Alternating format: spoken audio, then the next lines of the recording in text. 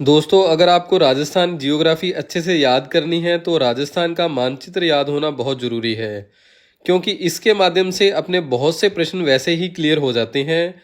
मानचित्र याद करने के लिए आपको मैं कुछ तरीके बताऊंगा जिनसे आप अच्छे से इसे याद रख पाएंगे। तो चलिए दोस्तों, शुरू करते हैं राजस्थान का मानचित्र। दोस्तों, राजस्थान भूगोल अब मुश्किल नहीं है, क्योंकि मैं अब आपके लिए लेके आया हूँ ये कलर प्रिंटेड नोट्स। अगर आप भी अपनी तैयारी को और आसान और मज़ेदार बनाना चाहते हैं तो आप ये कलर प्रिंटेड नोट्स अपने घर पर मंगवा सकते हैं। दोस्तों, इसमें हर टॉपिक को मानचित्रों के माध्यम से समझाया गया है। चाहे ये आप देख रहे हैं अरावली पर्वतमाला है, या मान लीजिए कोई नदी है, बालू का स्तूप है, सभी में क्या है, मानचित्रों का प्रयोग किया गया है। मानचित्रों के माध्यम से अपने बहुत आसानी से चीजों को याद रख सकते हैं।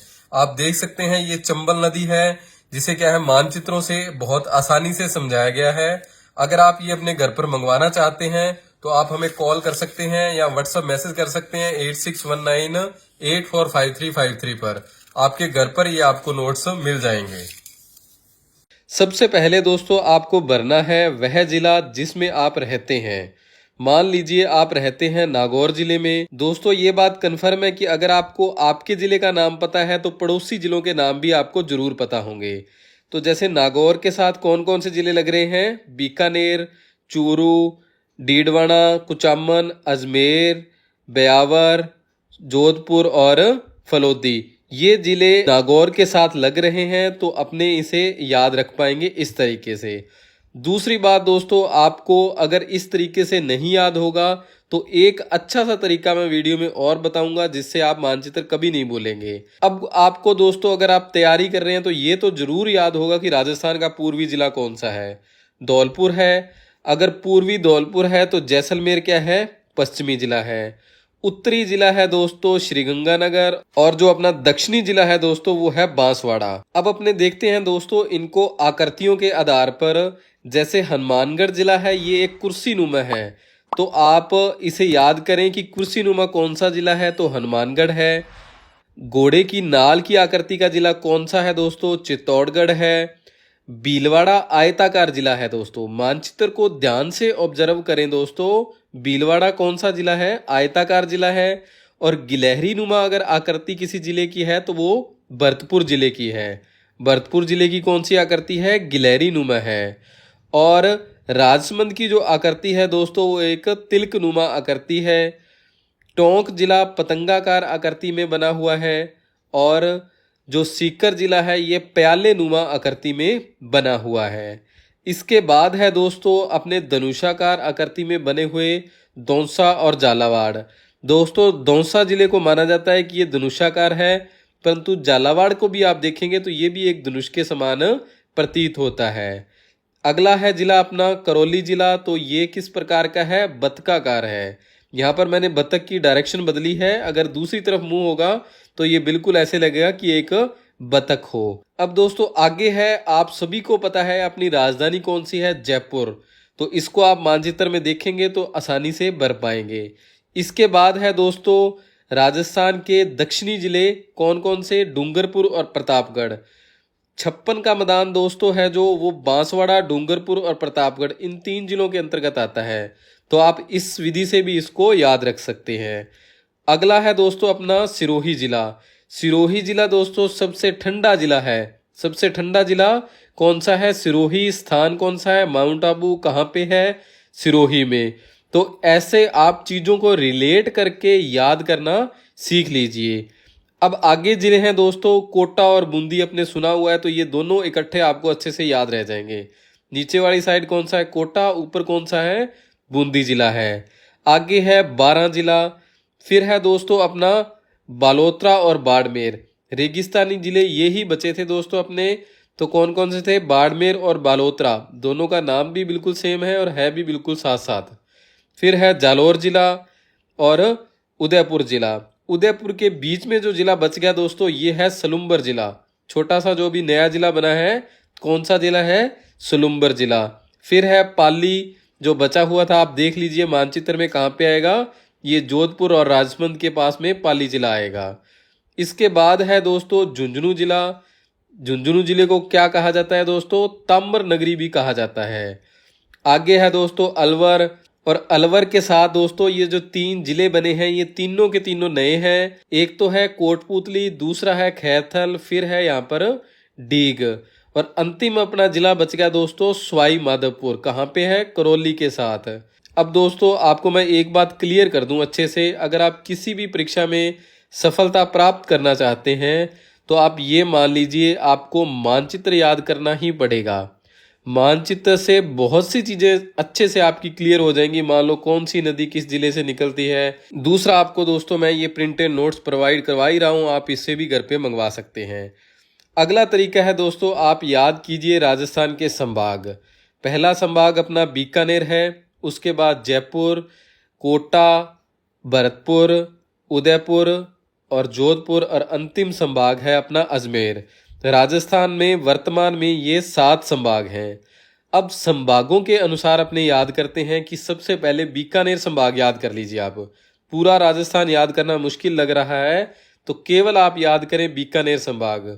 बीकानेर संभाग में कौन कौन से जिले हैं? बीकानेर, चूरू, हनुमानगढ़ और श्रीगंगानगर, ये 4 जिले बीकानेर संभाग के अंतर्गत हैं।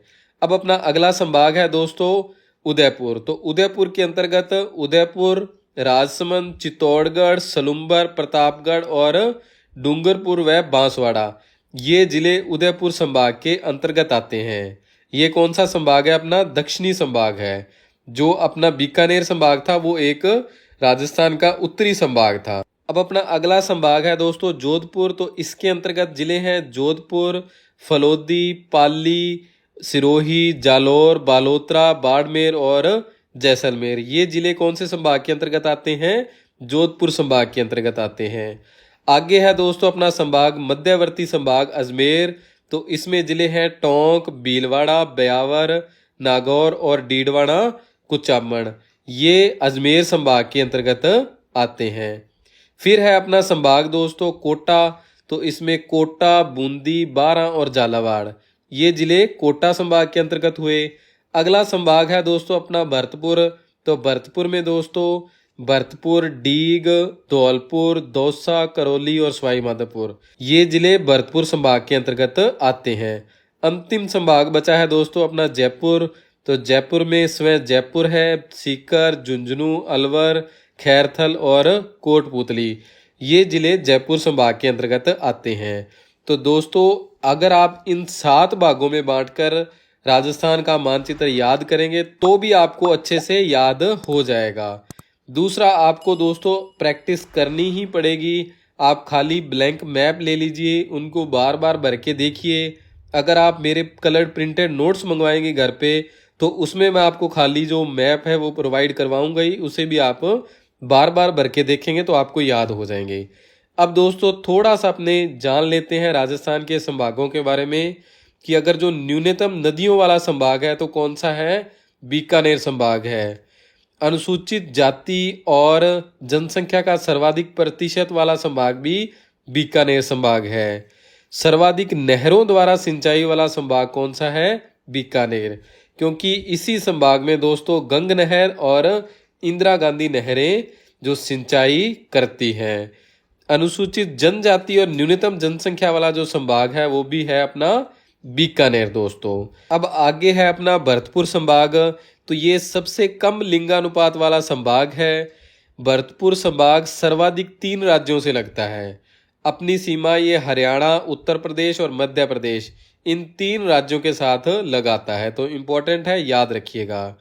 फिर है अपना जोधपुर संभाग। क्षेत्रफल की दृष्टि से देखें तो सबसे बड़ा संभाग कौन सा है? जोधपुर है।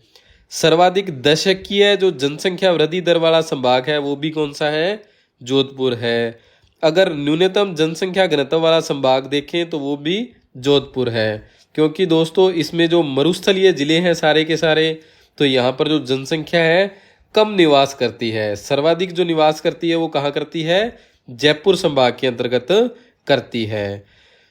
न्यूनतम वर्षा इसी संभाग में होती है और सर्वाधिक 8 जिलों वाला संभाग भी जोधपुर संभाग है। यह संभाग ही सबसे ज़्यादा लंबी अंतर्राष्ट्रीय सीमा बनाता है। अगर आपसे पूछे कि सबसे कम अंतर्राष्ट्रीय सीमा वाला संभाग, तो फिर आप भाई बीकानेर संभाग कर दीजिएगा, वो आपका सही होगा। अगला संभाग है अपना उदयपुर संभाग। ये संभाग 2 बार अंतर्राज्यीय सीमा बनाने वाला संभाग है। क्यों है दोस्तों? चित्तौड़गढ़ जिले के कारण, क्योंकि चित्तौड़गढ़ जिला 2 भागों में विभाजित हुआ है। इस कारण इसे अपने जो उदयपुर को भी मानेंगे कि ये 2 बार अंतर्राज्यीय सीमा बनाता है। किसके साथ बनाता है? तो मध्य प्रदेश के साथ बनाता है। सर्वाधिक लिंगानुपात वाला संभाग भी उदयपुर है। अनुसूचित जाति की न्यूनतम जनसंख्या एवं प्रतिशत वाला संभाग भी उदयपुर है। सर्वाधिक अनुसूचित जनजाति प्रतिशत वाला संभाग उदयपुर है। यानी कि जो एसटी कास्ट के लोग हैं वो भी सर्वाधिक कहाँ पर रहते हैं? उदयपुर संभाग के अंतर्गत रहते हैं। आगे है दोस्तों अपना कोटा संभाग। तो सर्वाधिक नदियों वाला संभाग कोटा है और इसी संभाग में सर्वाधिक वर्षा होती है। अगला संभाग है अपना दोस्तों जयपुर संभाग। सर्वाधिक जनसंख्या और जनसंख्या घनत्व वाला संभाग कौन सा है? जयपुर है। फिर है अपना मध्यवर्ती संभाग अजमेर संभाग।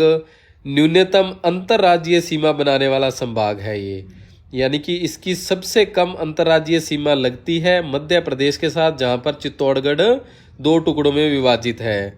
शेष सभी 6 संभागों के साथ अपनी सीमा बनाता है। यानी कि जो भी ये 6 संभाग हैं, जयपुर, भरतपुर, कोटा, उदयपुर, जोधपुर और बीकानेर, ये 6 के 6 संभागों के साथ अपनी सीमा बनाता है। अब दोस्तों प्रैक्टिस करें। मेरे से कोई आपको हेल्प चाहिए हो किसी तरीके की तो आप मुझे इस वीडियो के नीचे कमेंट्स कर सकते हैं। मैं आपकी कमेंट्स का ज़रूर रिप्लाई करूंगा। वीडियो अच्छी लगी हो तो प्लीज़ इसे लाइक ज़रूर कीजिए, चैनल को सब्सक्राइब करें। आप सभी का बहुत बहुत धन्यवाद। जय हिंद, जय भारत।